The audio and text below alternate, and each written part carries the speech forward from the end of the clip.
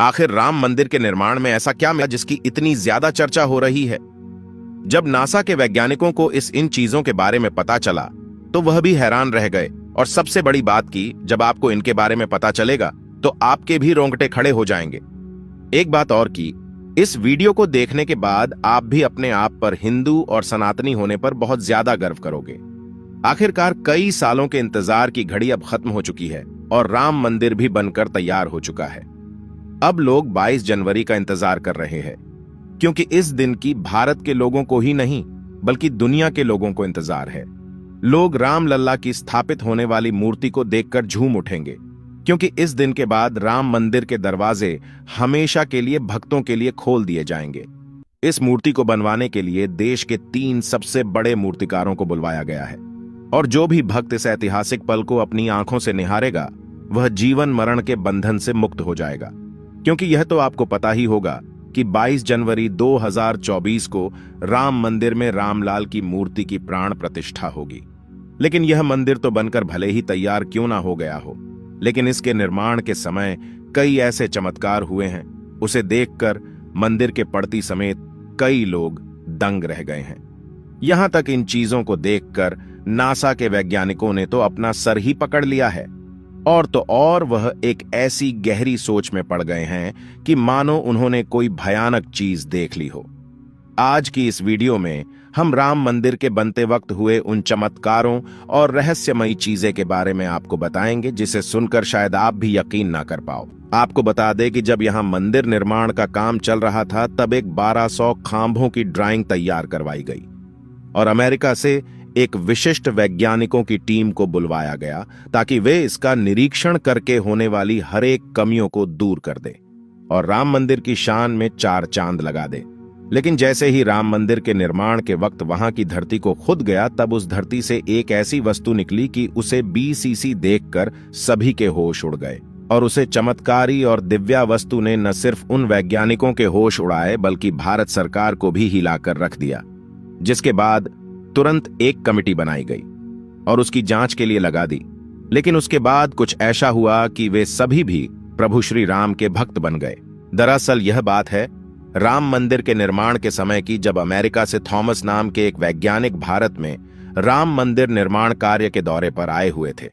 यहां आकर उन्होंने देखा कि राम मंदिर का निर्माण कार्य तो काफी चल रहा है, जिसके बाद उन्होंने अपना रूटीन काम फिर से करना शुरू कर दिया और अपना काम करना शुरू कर दिया।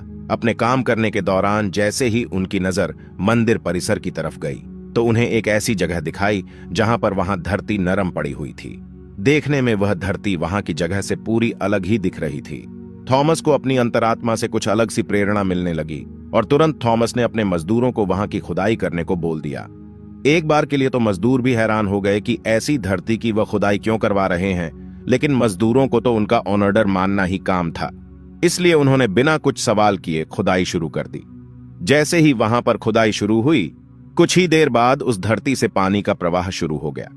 उस बहते हुए पानी को देख खुदाई करने वाले मजदूर परेशान हो गए, क्योंकि पानी के अंदर खुदाई करना मुश्किल ही नहीं बल्कि नामुमकिन सा हो जाता है। लेकिन जब इस पानी का सर्वेक्षण किया तो पता चला है कि यह पानी तो पास ही में बह रही सरयू नदी का पानी है।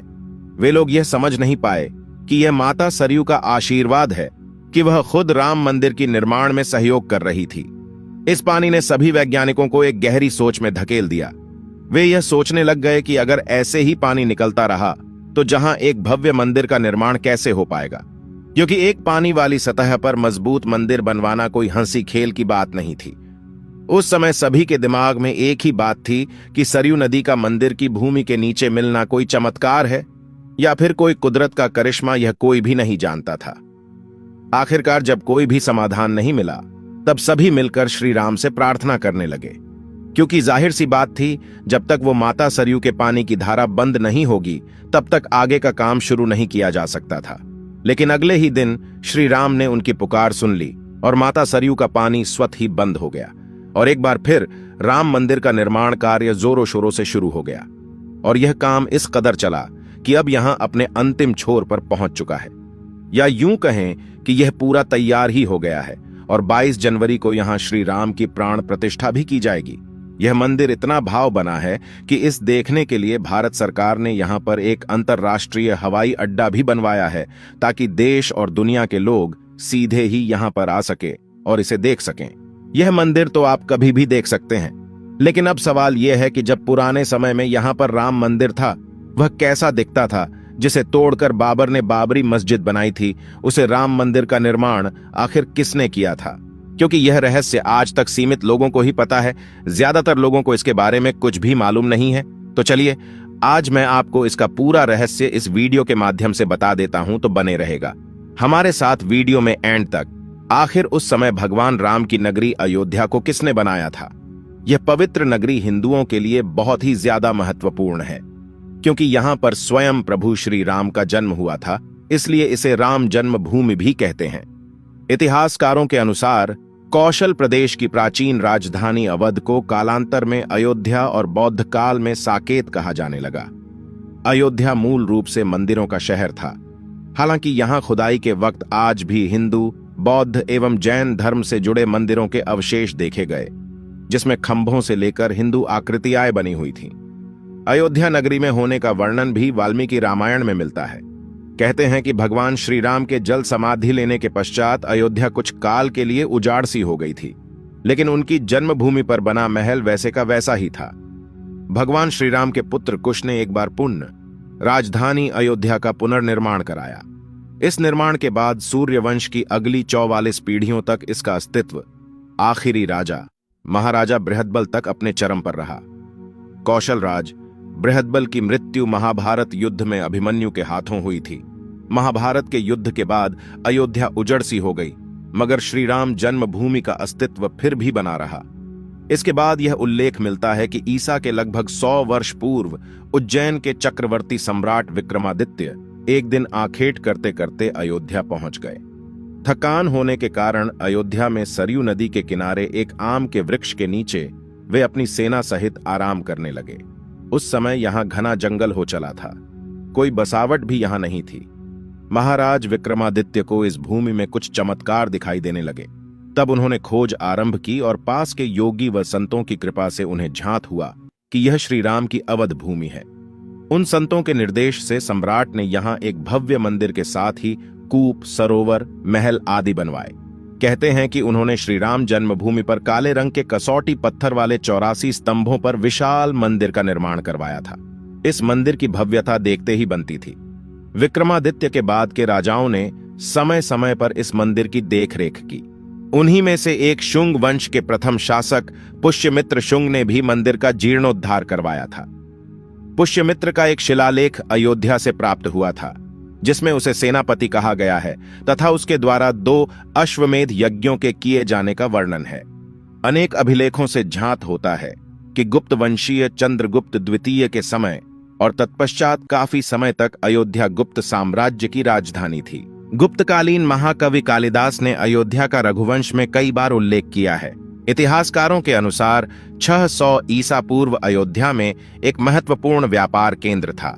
इस स्थान को अंतरराष्ट्रीय पहचान 5वीं शताब्दी में ईसा पूर्व के दौरान तब मिली जबकि यह एक प्रमुख बौद्ध केंद्र के रूप में विकसित हुआ। तब इसका नाम साकेत था।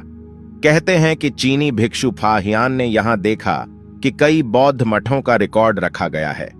यहां पर 7वीं शताब्दी में चीनी यात्री हेनत्सांग आया था। उसके अनुसार यहां 20 बौद्ध मंदिर थे तथा 3000 भिक्षु रहते थे, और यहां हिंदुओं का एक प्रमुख और भव्य मंदिर भी था, जहां रोज हजारों की संख्या में लोग दर्शन करने आते थे। इसके बाद ईसा की 11वीं शताब्दी में कन्नौज नरेश जयचंद आया तो उसने मंदिर पर सम्राट विक्रमादित्य के प्रशस्ति शिलालेख को उखाड़कर अपना नाम लिखवा दिया। पानीपत के युद्ध के बाद जयचंद का भी अंत हो गया। इसके बाद भारतवर्ष पर आक्रांताओं का आक्रमण और बढ़ गया। आक्रमणकारियों ने काशी, मथुरा के साथ ही अयोध्या में भी लूटपाट की और पुजारियों की हत्या कर मूर्तियां तोड़ने का क्रम जारी रखा। लेकिन 14वीं सदी तक वे अयोध्या में राम मंदिर को तोड़ने में सफल नहीं हो पाए। विभिन्न आक्रमणों के बाद भी सभी झंझावातों को झेलते हुए श्री राम की जन्मभूमि पर बना भव्य मंदिर 14वीं शताब्दी तक बचा रहा। कहते हैं कि सिकंदर लोदी के शासनकाल के दौरान यहां मंदिर मौजूद था। 14वीं शताब्दी में हिंदुस्तान पर मुगलों का अधिकार हो गया और उसके बाद ही राम जन्मभूमि एवं अयोध्या को नष्ट करने के लिए कई अभियान चलाए गए। अंततः 1527 से 28 में इस भव्य मंदिर को तोड़ दिया गया और उसकी जगह बाबरी ढांचा खड़ा किया गया।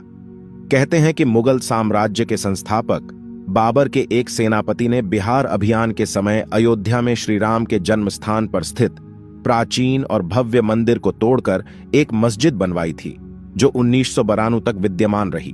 बाबरनामा के अनुसार 1528 में अयोध्या पडीडी ढाव के दौरान बाबर ने मस्जिद निर्माण का आदेश दिया था। अयोध्या में बनाई गई मस्जिद में खुदे 2 संदेशों से इसका संकेत भी मिलता है। इसमें एक खास तौर से उल्लेखनीय है। इसका सार है, जन्नत तक जिसके न्याय के चर्चे हैं, ऐसे महान शासक बाबर के आदेश पर दयालु मीर बकी ने फरिश्तों की इस जगह को मुकम्मल रूप दिया। हालांकि यह भी कहा जाता है कि अकबर और जहांगीर के शासनकाल में हिंदुओं को यह भूमि एक चबूतरे के रूप से सौंप दी गई थी, लेकिन क्रूर शासक औरंगजेब ने अपने पूर्वज बाबर के सपने को पूरा करते हुए यहां भव्य मस्जिद का निर्माण कर उसका नाम बाबरी मस्जिद रख दिया था।